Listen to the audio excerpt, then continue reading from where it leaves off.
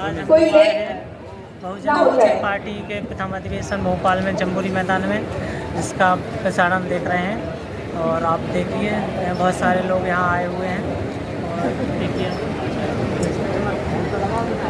जय मूल निवासी साथियों,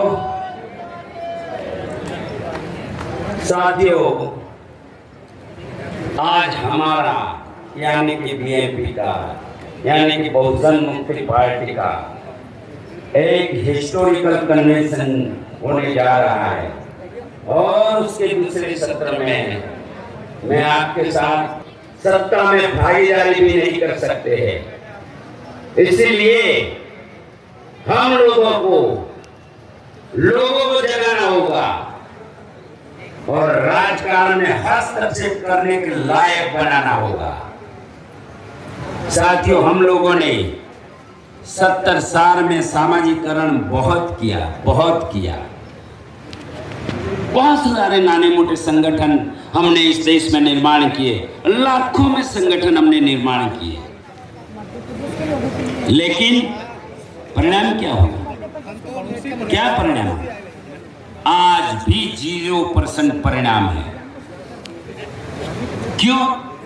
क्योंकि इस देश की जो व्यवस्था है, जो सोशल सिस्टम है, उस सोशल सिस्टम की वजह से हमारे पर दिन प्रतिदिन अत्याचार बढ़ता जा रहा है। साथियों, हम सत्ता परिवर्तन करना चाहते हैं, लेकिन घर बैठकर तो सत्ता परिवर्तन होगा नहीं।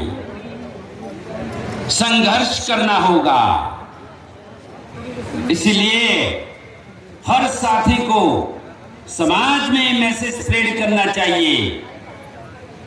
जिन लोगों को राजकारण का करंट लगता है, उन लोगों को सच्चाई दिखानी पड़ेगी कि 70 साल की आजादी में हमने बहुत सामाजिकरण किया, लेकिन रिजल्ट नहीं आया। और उसी रिजल्ट लाने के लिए ही बहुजन मुक्ति पार्टी का निर्माण किया है। साथियों, हमारा मेन उद्देश्य है सोशल सिस्टम चेंज करना है हमको। इसीलिए एक ऑर्गन्स के तौर पर हमने बहुजन मुक्ति पार्टी का निर्माण किया है। और जब तक लोग राजकारण में हस्तक्षेप नहीं करेंगे, लोग राजकारण को अस्पृश्य मानते हैं, हम कैसे परिवर्तन ला सकते हैं? इसलिए साथियों, हमें व्यवस्था परिवर्तन भी करना है। जो असमानतावादी है, जो भेदभाव वाला है, जो अत्याचार वाला है, जो जातिवाद वाला है, जो अन्यायी है, इसी व्यवस्था का भी परिवर्तन करना है। अभी मैं एक एग्जाम्पल दे दूं आपको, व्यवस्था की वजह से इस देश में क्या हो रहा है सभी लोगों को पता होगा। बहुत चकचारा केस है। हमारे इंदर कुमार मेघवाल को मार डाला। क्यों मार डाला? इसकी एक ही वजह, सोशल सिस्टम जिम्मेदार है इसके देश की। इस सिस्टम का उस टीचर ने इंप्लीमेंट किया है और हमारे मूल निवासी लोगों को संदेश दिया है कि अपनी अपनी मर्यादा में रहो, वरना ऐसा अंजाम होगा। 2 काम किया उसने, ब्राह्मणी व्यवस्था का उसको बरकरार रखने के लिए और हम लोगों को मैसेज देने के लिए उन्होंने इंदर कुमार को मार डाला। तो ये व्यवस्था ऐसी घटिया व्यवस्था है, उस व्यवस्था को हमको चेंज करना है। और इसीलिए हमको बहुजन मुक्ति पार्टी को स्ट्रांग बनाना है।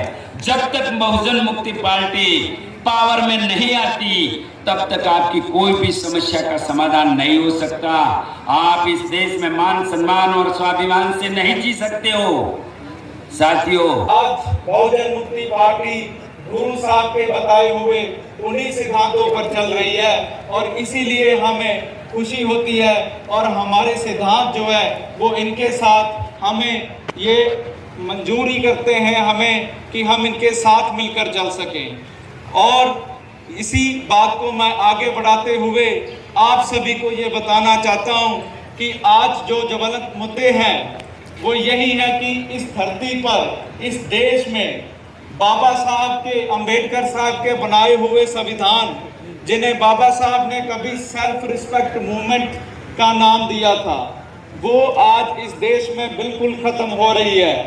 आज इस देश में उनका संविधान गलत लोगों के हाथों में आ गया है और वो लोग उस संविधान को, जिस संविधान में जो दबले कुचले माइनॉरिटीज लोग थे, जो कम गिनतियां थी, उनको जो हक दिलवाने का जो उन्होंने प्रावधान रखा था, आज उनसे उनको छीना जा रहा है।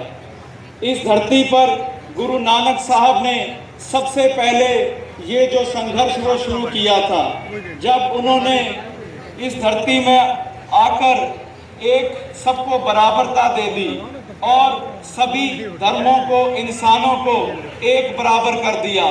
उसके बाद हमारे तीसरे पातशाह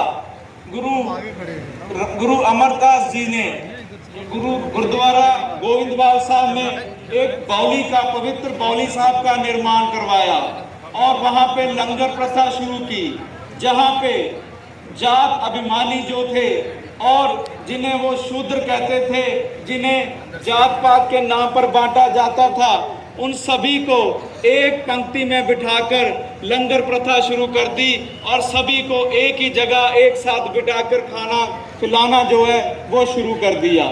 उसके बाद समय ने फिर करवट ली और गुरु रामदास पातशाह जी ने अमृतसर साहिब की धरती पर एक भव्य सरोवर का निर्माण कर दिया और उस सरोवर में सभी जातियों को, धर्मों को और जात अभिमानियों को भी ये हुक्म किया कि अब सभी लोग बराबर हैं और वो एक ही सरोवर में स्नान करेंगे। और एक ही सरोवर में स्नान करके उन्होंने समुदाय को और इस लोकाई को ये संदेश दिया कि अकाल पुरख जो है उसके लिए उसका ये संदेश है कि इस धरती पर पैदा होने वाला हर इंसान बराबर है। लेकिन जो सबसे ज़्यादा तकलीफ हुई वो हुई इस धरती पर, यूरेशिया से इस धरती पर कूच किए हुए ब्राह्मण को, जो गिनती में तो बहुत कम है लेकिन चालाक बहुत है। और उसने अपनी चालाकी से, उस समय मुगल हुकूमत थी जब, वहाँ पे उन्होंने 1556 और 67 की बात है। अब ये जो बात मैं आपको बता रहा हूँ ये अंग्रेज के इतिहास में मौजूद है, आप कहीं से भी निकाल के इसको पढ़ सकते हो। 1566 और 60 के लाहौर के बादशाह के पास उच्च ब्राह्मणों के वफद ने एक बड़ी ही अजीब शिकायत की। उन्होंने कहा कि गुरु अमरदास साहब जी ने हमारे जो बनाए हुए षड्यंत्र थे, हमारे बनाए हुए नियम और कानून हैं, उनकी उल्लंघना कर दी है। वो मुगलों के उस बादशाह के पास जाकर ये शिकायत कर रहे थे क्योंकि गुरु अमरदास साहब जी ने इस देश के मूल निवासियों को, सभी को इकट्ठा करके बराबर के हक दे दिए थे और पाखंडवाद और ब्राह्मण के बनाए हुए सभी उन कानूनों को उन्होंने बिल्कुल ख़त्म कर दिया था।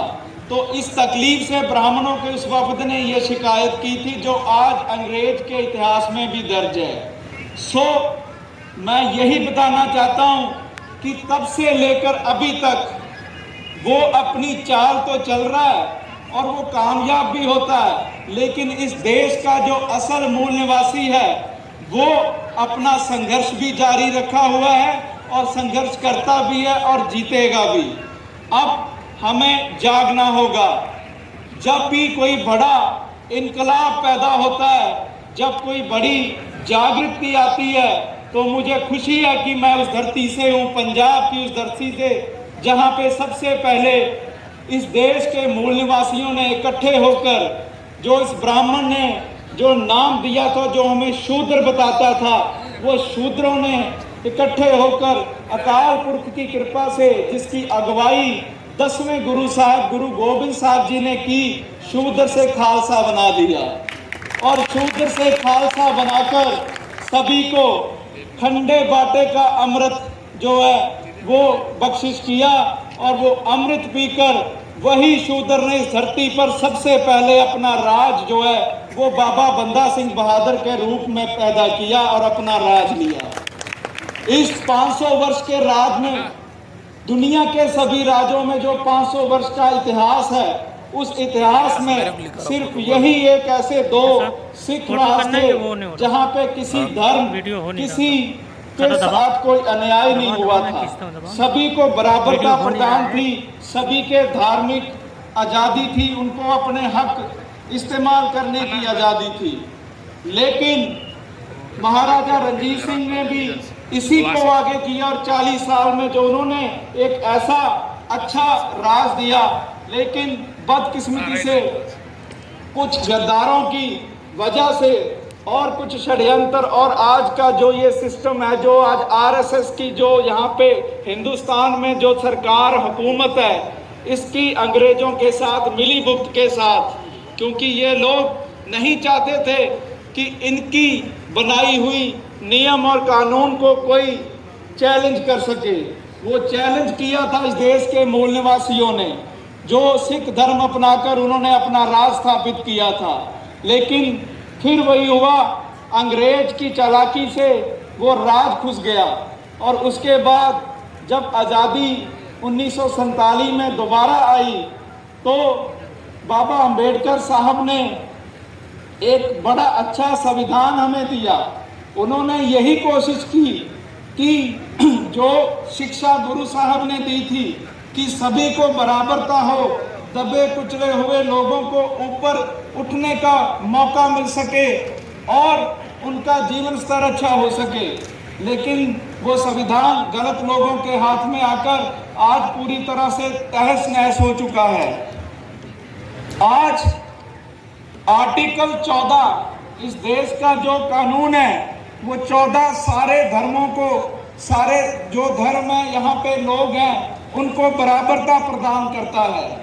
लेकिन हमें इस बात की बड़ी नामोशी है, क्योंकि ये संविधान गलत लोगों के हाथ में आया और 1984 में हमारे सबसे मुकद्दस स्थान श्री दरबार साहब पर इन ब्राह्मणी लोगों ने अपनी फौजों के साथ मिलकर चढ़ाई कर दी।